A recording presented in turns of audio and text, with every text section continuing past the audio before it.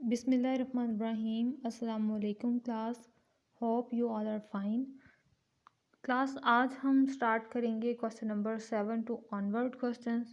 तो question number 7 की statement है, use a direct proof to show that every odd integer is the difference of two squares. यानी two numbers का अगर square लिया जाए और डिफरेंस किया जाए तो हमारे पास एक ऑड नंबर आता है।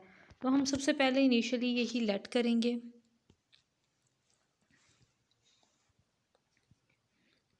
Let for any two numbers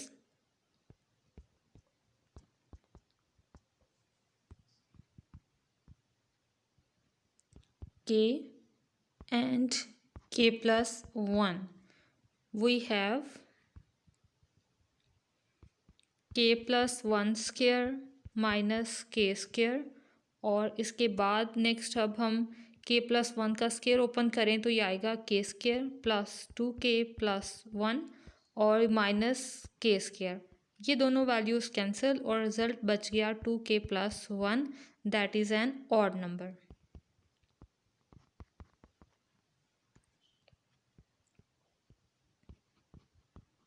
So this is the proof. Next question, prove that if n is a perfect square then n plus 2 is not a perfect square। यानी ये हमारे पास कंट्राडिक्शन के accordingly result आ रहा है कि अगर n perfect square है तो n प्लस 2 परफेक्ट स्क्वायर नहीं होगा। सो n की जगह पर हम लेट करेंगे n इज़ इक्वल टू है k स्क्वायर, यानी कोई नंबर है के उसका स्केयर लिया जाए तो वो हमारे पास n के इक्वल है क्योंकि n एक परफेक्ट स्केयर नंबर है। Now n plus 2 is equal to k square plus 2। एक परफेक्ट स्केयर नंबर में अगर हम 2 प्लस कर दें तो दैट इज़ नॉट श्योर कि ये हमारे पास एक परफेक्ट स्केयर रिजल्ट होगा। So clearly it is not perfect square. Question number 9 है, use a proof by contradiction to prove that the sum of an irrational number and a rational number is irrational. तो class सबसे पहले एक statement के accordingly हम कुछ substitution करेंगे irrational और रैशनल नंबर की, और हमारे पास जो स्टेटमेंट आ रही है वो ये है, sum of an irrational and rational number, और जो प्रूव करना है हमने वो है इरेशनल रिजल्ट कि ये जो एडिशन है ये इरेशनल है। तो आर्बिट्रेरी मैं एक नंबर लिया, इरेशनल को मैंने डिनोट किया आई से और रैशनल नंबर को मैंने डिनोट किया आर से। तो कंट्राडिक्शन के अकॉर्डिंगली हम प्रूफ कर रहे हैं और ये लेट कर रहे हैं कि इनकी एडिशन जो है वो एक रैशनल नंबर R2 के इक्वल है। सो ये जो नंबर्स यहाँ पे यूज़ करें इनके बारे में भी पहले हम ऊपर डिटेल दे दें। Let I be an irrational number and R1 and R2 are rational numbers. ठीक है, ये जो मैं बोल रही हूँ ये आपने इन वर्ड्स लिख लेना यहाँ पे, rational numbers. So we say that sum of irrational and rational is a rational number. So I plus R1 is equal to R2। R1 को दूसरी साइड पर लेकर जाएं तो R2 minus R1 class as R1 and 2 are rational and subtraction of two rational numbers is a rational number. So R2 minus R1 is rational। और note करें R2 minus R1 किसके equal है, I के equal है, और इसके accordingly this is also rational number but I is irrational number। So contradiction, sum of irrational and rational number is rational। Question number 10 है use a direct proof to show that the product of two rational numbers is rational. Okay class, सबसे पहले हम two rational number select करते हैं। Let R1 and R2 are two rational numbers.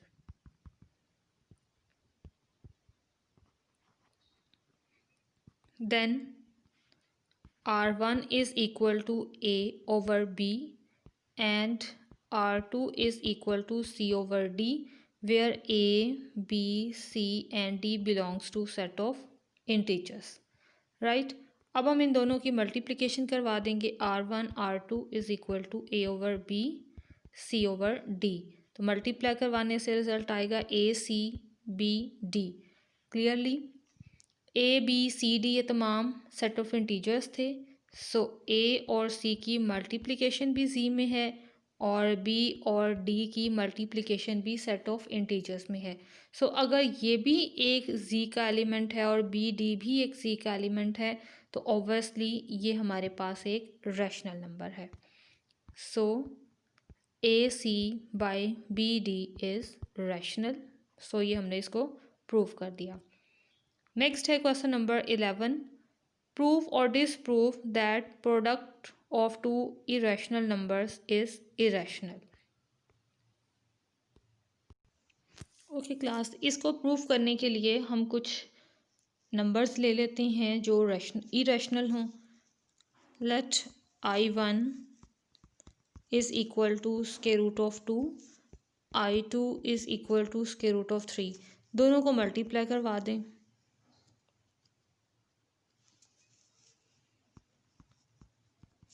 Square root of 2 multiply square root of 3 is equal to square root of 6 और square root of 6 भी हमारे पास result में division में काफ़ी लेंथी रिज़ल्ट आता है। अब अगेन नंबर्स चेंज करते हुए सॉल्व करेंगे अगेन इसी क्वेश्चन को। I1 is equal to square root of 2, I2 is equal to square root of 2। दोनों को मल्टीप्लाई करवा दें। दोनों ओब्वियसली रैशनल नंबर्स भी हैं। दोनों को मल्टीप्लाई करवाने से इनका स्क्वायर हो जाएगा। Square root cancel is equal to 2। तो क्लास देखें, जो फर्स्ट कंडीशन के अकॉर्डिंगली हमने सॉल्व किया वो हमारे पास एक इरेशनल नंबर, और जब हमने इस सेकंड कंडीशन के अकॉर्डिंगली प्रूफ किया तो हमारे पास ये 2 आ गया, that is a rational number, क्योंकि 2 को 2/1 लिखा जा सकता है।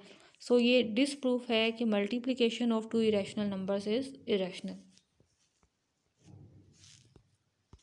नेक्स्ट क्वेश्चन है क्वेश्चन नंबर 12, प्रूफ और disproof that the product of a non zero rational number and an irrational number is irrational. तो क्लास इसमें सबसे पहले हम लेट करते हैं कि R1 is a rational number and I is a irrational number. वही स्टेटमेंट वाइज लिखेंगे। Let R be a rational number, I be irrational number, then there product. आगे आप इसको कॉन्ट्राडिक्शन से प्रूव करना चाहें या वैसे डायरेक्टली, लेकिन मैं डायरेक्टली प्रूव कर रही हूँ।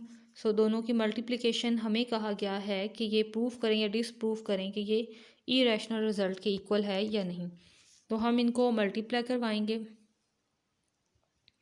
R इज़ इक्वल टू है A over B, where A B belongs to set of integers. I और R1 की मल्टीप्लिकेशन हमारे पास आ गई ये।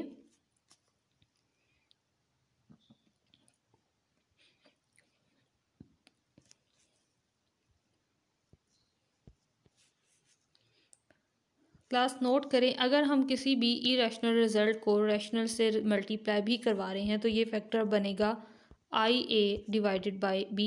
यानी एक इरेशनल नंबर को हम एक नंबर से, रैशनल या इंटीजर कह लें क्योंकि B से हम डिवाइड करवा रहे हैं, अगर हम B से डिवाइड भी करवाएंगे तब भी ये हमारे पास एक इरेशनल रिजल्ट ही रहेगा।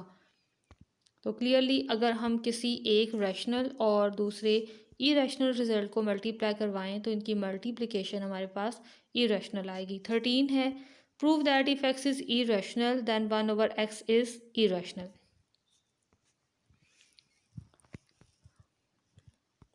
इफ x इज इरेशनल से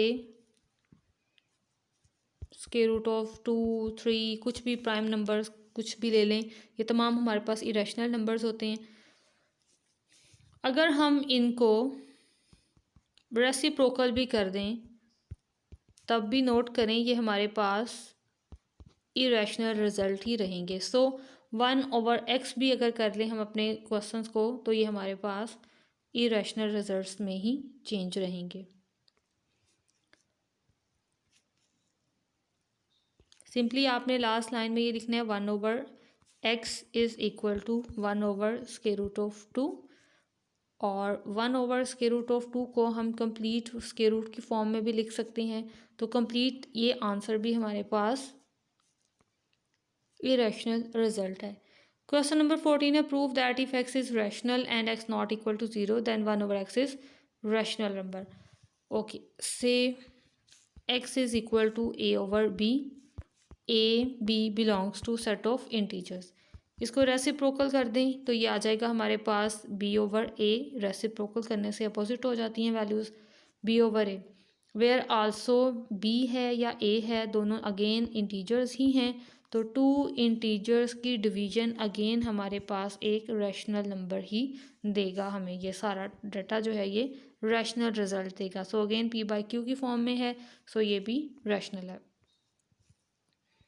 क्वेश्चन नंबर 15 है use a proof by contraposition to show that if x plus y is greater than और equal to 2 where x and y are real number then x is greater than और equal to 1 और y is greater than और equal to 1। यानी दोनों में से कोई एक नंबर जो है वो ग्रेटर देन 1 होगा। तो सबसे पहले तो हम इसकी नेगेशन बना देते हैं।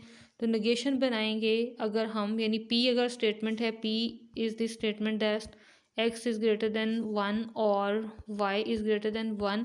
तो हम इसकी अगर नेगेटिव स्टेटमेंट बनाएं तो हमारे पास ये नेगेटिव स्टेटमेंट बनेगी x इज़ लेस देन 1 और y इज़ लेस देन 1। यानी बहुत में से कोई एक वैल्यू जो है वो हमारे पास ट्रू होगी। और इसी के अकॉर्डिंगली हम स्टेटमेंट वाइज इनको चेंज करें।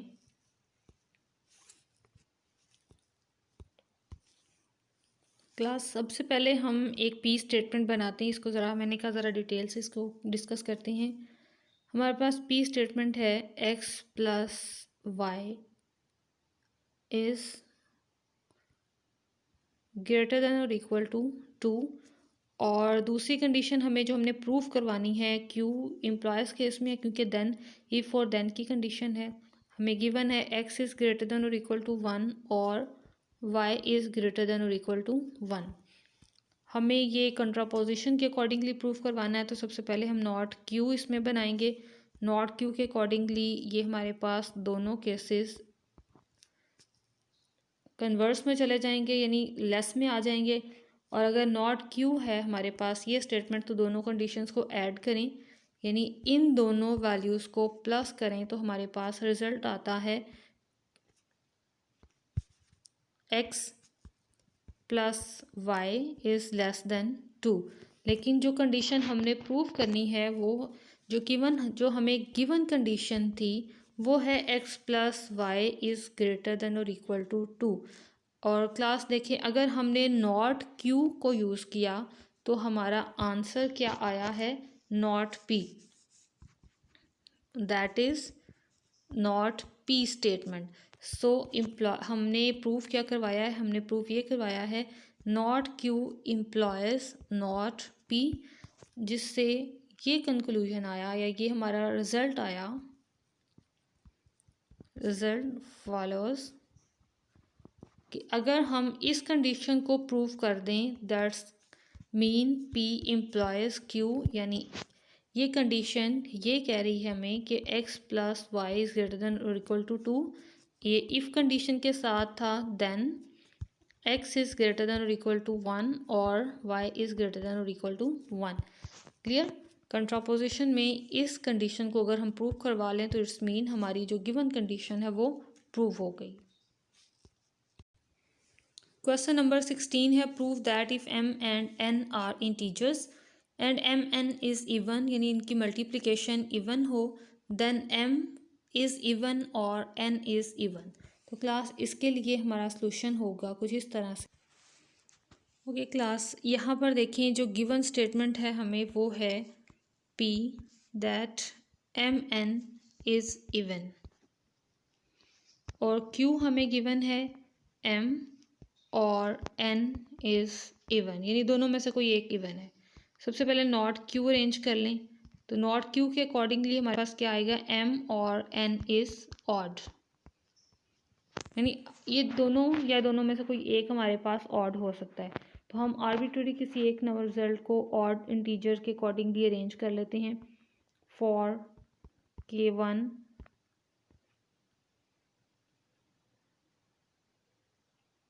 k2 belongs to z, m is equal to 2k1 plus 1 and n is equal to 2k2 plus 1। और अब हम दोनों नंबर्स को मल्टीप्लाई करवाएं,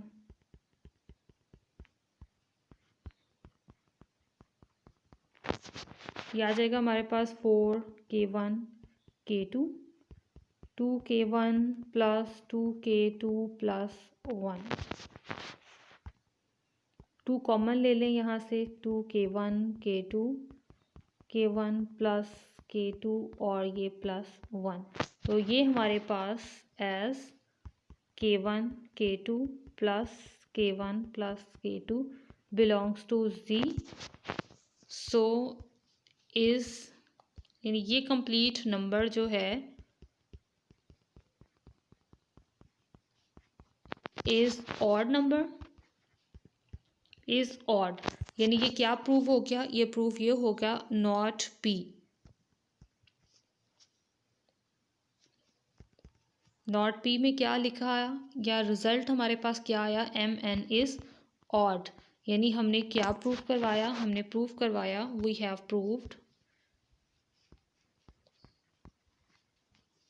not q implies not p, और ये कंट्रापोजिशन के अकॉर्डिंगली हमारे पास हमारी गिवन कंडीशंस प्रूव हो गई, सो p employees q is true.